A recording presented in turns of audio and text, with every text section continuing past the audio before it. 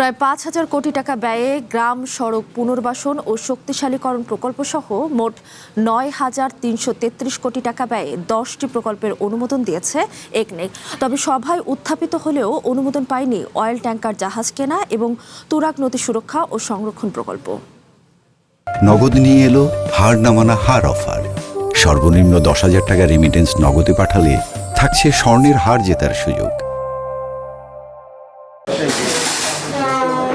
গ্রামীণ সংযোগ ব্যবস্থার উন্নয়নে ৪,৯৬৩ কোটি ৬৭ লাখ টাকা ব্যয়ে গ্রাম সড়ক পুনর্বাসন ও শক্তিশালীকরণ প্রকল্প অনুমোদন দিয়েছে একনেক। এবারের অনুমোদিত প্রকল্পগুলোর মধ্যে এটি সবচেয়ে বড়। প্রকল্পটি বাস্তবায়ন করবে স্থানীয় সরকার প্রকৌশল অধিদপ্তর।